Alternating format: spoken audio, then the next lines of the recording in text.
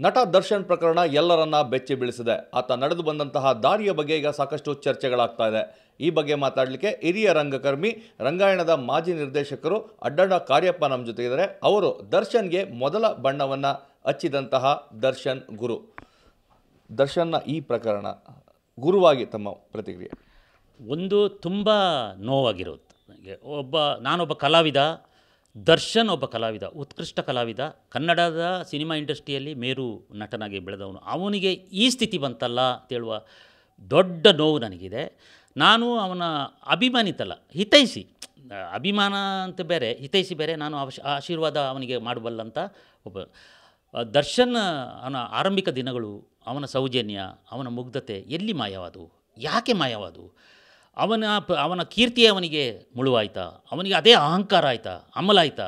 ಅವನು ಕುಡಿಯುವ ಹೆಂಡ ಅವನಿಗೆ ತೊಂದರೆ ಕೊಡ್ತಾ, ಅವನ ಹೆಣ್ಣಿನ ವ್ಯಾಮೋಹ ಅವನಿಗೆ ತೊಂದರೆ ಕೊಡ್ತಾ. ಶರಣ್ಯ ಶೇಂಗಾ ಬೆಳೆದು ರೈತೋದ್ಯಮಿಯಾಗಿ ವರ್ಷಕ್ಕೆ 30 ಲಕ್ಷ ಗಳಿಸ್ತಿದ್ದಾರೆ.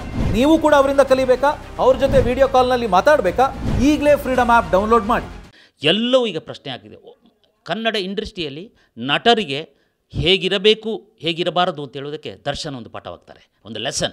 ದರ್ಶನ್ ಯಾವಾಗ ತುಂಬ ಶಿಷ್ಯ ಆಗಿದ್ದಂಥದ್ದು? ಹೇಗಿತ್ತು ಆ ಕಾಲ?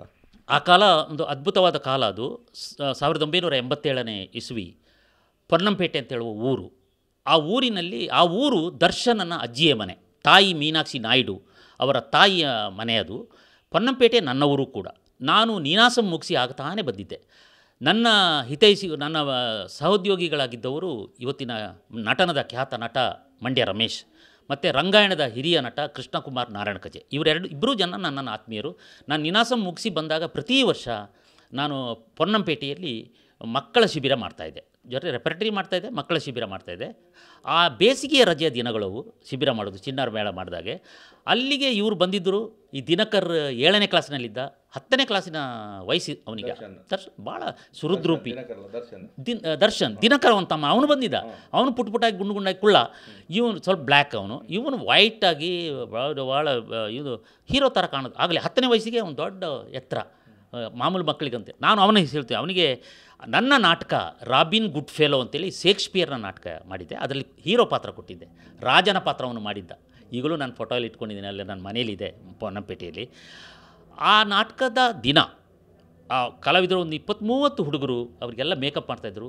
ಅನಿತಾ ದರ್ಶನಿಗೆ ಮೇಕಪ್ ಮಾಡ್ತಾ ಕೂತಿದ್ದಳು. ಅನಿತಾ ಕೂಡ ನನ್ನ ಹೆಂಡತಿ, ಅವಳು ನೀನಾಸಂ ಮಾಡಿದವಳೆ, ನನ್ನ ಜೊತೆಲೇ ರೆಪರ್ಟರಿಯಲ್ಲೇ ತೊಡ್ಕೊಂಡಿದ್ದವಳು. ಅವಳು ಮೇಕಪ್ ಮಾಡ್ತಾ ಕೂತಿದ್ದಾಗ ಅವಳು ತಾಯಿ ಬಂದಳು, ಮೀನಾಕ್ಷಿ ನಾಯ್ಡು. ಒಬ್ಬ ತಾಯಿಗಿದ್ದಂಥ ಮಹತ್ವಾಕಾಂಕ್ಷೆ ಏನು ಅಂತ ಹೇಳೋದಕ್ಕೆ ಅಲ್ಲೇ ಸಿಕ್ತು ನನಗೆ. ಯಾಕೆಂದರೆ ಆ ತಾಯಿ ಬಂದು, ಅಮ್ಮ ಅನಿತಾ ಯಾವ ಕೈಯಲ್ಲಿ ನನ್ನ ಮಗನಿಗೆ ಮೇಕಪ್ ಮಾಡ್ತಾ ಇದ್ದಿದ್ಯಾ ಅಂತ ಕೇಳಿದಳು.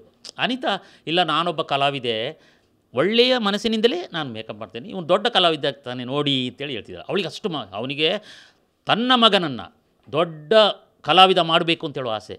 ನೋಡಿ, ಅವರು ತೂಗುಪತಿ ಶ್ರೀನಿವಾಸರ ಕಡೆಯ ಕಷ್ಟದ ದಿನಗಳು. ಅವರು ತೀರೋಗಿದ್ದರು, ಬೇಕ್ರಿ ಇಟ್ಕೊಂಡಿದ್ರು ಮೈಸೂರಲ್ಲಿ, ಅದು ಲಾಸ್ ಆಗಿತ್ತು. ಮೀನಾಕ್ಷಿ ನಾಯ್ಡುಗೆ ಏನೂ ಇರಲಿಲ್ಲ ಪಾಪ, ಕಷ್ಟದ ದಿನಗಳು. ತನ್ನ 2 ಮಕ್ಕಳು, ತನ್ನ ಮಗನನ್ನು ಒಬ್ಬ ಮಹಾನ್ ನಟ ಮಾಡಬೇಕು ಅಂತ ಮಹತ್ವಾಕಾಂಕ್ಷೆ ಆ ಹೆಣ್ಣಿಗೆ. ಇದೆಲ್ಲ ಇದ್ದಾಗ ಅವಳು ಆ ಥರ ಇದ್ದಳು. ಅವನು ಆ ನಾಟಕ ಆದಮೇಲೆ ಚೆನ್ನಾಗಿ ನಟನೆ ಮಾಡಿದ್ದ.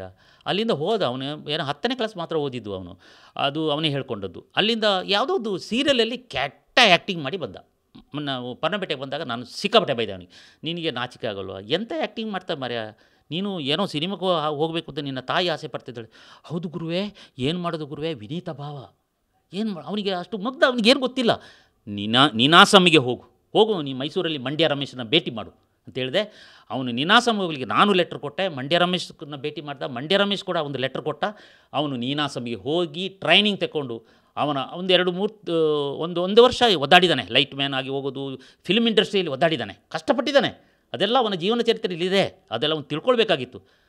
ಮ್ಯಾಜೆಸ್ಟಿಕ್ ಸಿನಿಮಾ ಅವನನ್ನು ಸೂಪರ್ ಹಿಟ್ ಆಗೋಯ್ತು. ಅದು ಹಿಟ್ಟಾಗಿಯೂ ಅವನು ಬಂದ, ನನ್ನ ಮನೆಗೆ ಬಂದ, ನನ್ನ ಕಾಲು ಹಿಡ್ದ, ಸ್ವೀಟ್ಸ್ ಕೊಟ್ಟ. ನಾನು ಅವನಿಗೆ ಅಡ್ವೈಸ್ ಮಾಡಿದೆ, ನೀನು ಇದನ್ನು ಹಿಡಿದು ಹಿಂದಿರುಗಿ ನೋಡಬೇಡ, ಇದು ಎಲ್ಲರಿಗೂ ಸಿಗಲ್ಲ, ನಿನಗೆ ಸಿಕ್ಕಿದೆ. ನಿಮ್ಮ ತಂದೆಯ ಆಶೀರ್ವಾದ ಇರ್ಬೋದು, ತಾಯಿಯ ಪ್ರಯತ್ನ ಇರ್ಬೋದು, ನಿನಗೆ ಸಿಕ್ಕಿದೆ, ಹೋಗು ಮುಂದೆ ಅಂತ ಹೇಳಿದ್ದೆ.